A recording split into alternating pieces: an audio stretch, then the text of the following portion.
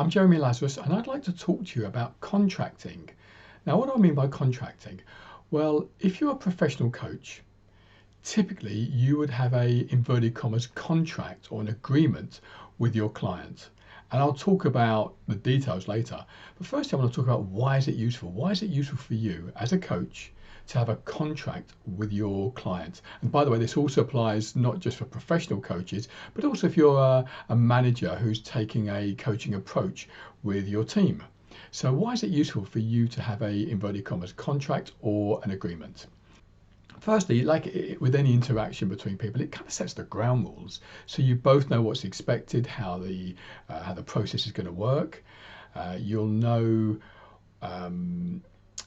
what to do if by some chance things don't go the way you plan. So if you or the client wants to finish the coaching prematurely, you'll at least have the agreement about how you go about doing that. Other reasons why contracting could be really useful. For one, it's best practice.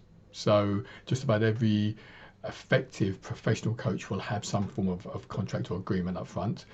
And it gives you a chance, because you've got ground rules, it gives you a really good chance as the coach to work effectively with your client so that he or she will get the best results and the kind of results that they want and obviously you would want. So those are some of the reasons why it's so useful to have the contract.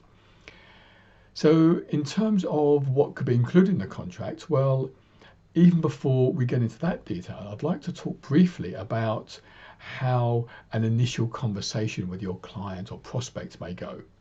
It's sometimes referred to as a chemistry session. In other words, is there chemistry, is there coaching chemistry between you and your prospective client? And the sort of things that you want to be clear on at the end of the chemistry session are, firstly, do you both want to work together? Is coaching appropriate? So do they need coaching, or is it perhaps counseling or psychotherapy or other forms of help, in which case, unless you're qualified to do it, you'd refer them on. Do they want to be coached? So those are some of the key things you'd want to find out in the initial chemistry session. So let's move on now to what is it that you would typically cover in a inverted commas contract or during the contracting. And this is going to be a real overview. I've got some details if you want more information about this. If you scroll down, you'll see information that will a link to my website where you can download a free PDF about this, and it goes into quite a lot of detail, which will really help you. In summary, though, the sort of things you'd want to cover are fees, how much you're going to charge, how long is the coaching going to last? So is it 3 sessions? Is it 6 sessions? Is it a year? How long are each sessions? Is it 1 hour, 2 hours? Is it face-to-face or video? Is it what location? Is it the client's office? Is it a neutral venue? Is it your office? So some of the logistics around price, duration, location. You'd also want to be clear on what the client actually wants. I mean, that probably would be part of the chemistry session as well. You'd want to be clear what it is the client wants from coaching and whether you feel that you are suitable or experienced enough as the coach to be able to help them, or that the things they want are suitable for coaching. Other things to include in the contract would be things like cancellation terms.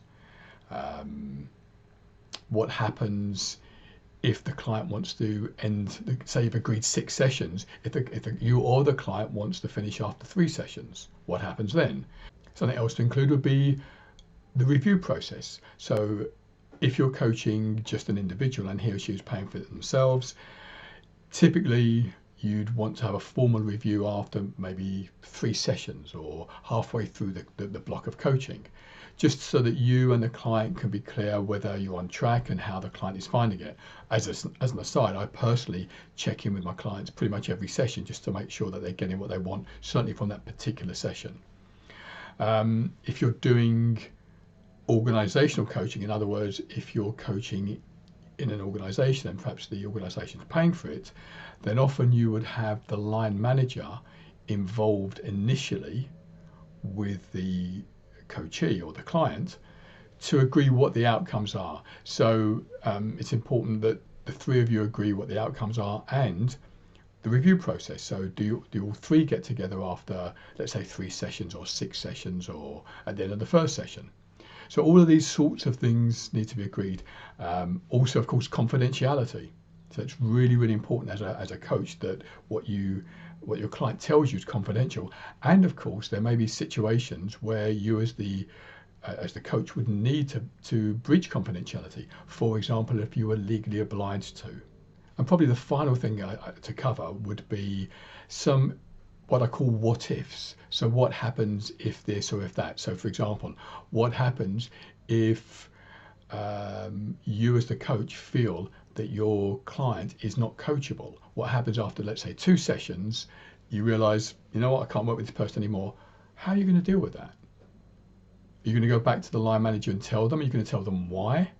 Again, these are, I don't think there's a specific right answer. I think these sorts of issues need to be addressed before you begin the coaching, so that you and the coachee, or the individual being coached, and the organization, if appropriate, if all 3 of you know exactly where you stand. So these sorts of topics I would strongly recommend that you cover in the contracting with your clients. If you'd like to find out more about this, then click on the link that you'll find in the description below this video. If you'd like to hear about my new videos as soon as they're released, then click on the subscribe button. And I'd really appreciate it if you would click the like button so that it would be easier for others to find the information too. And of course, click on the share button so that your friends on social media can watch this video. Finally, if you have any questions about anything whatsoever related to this video, please contact me. Thanks very much indeed.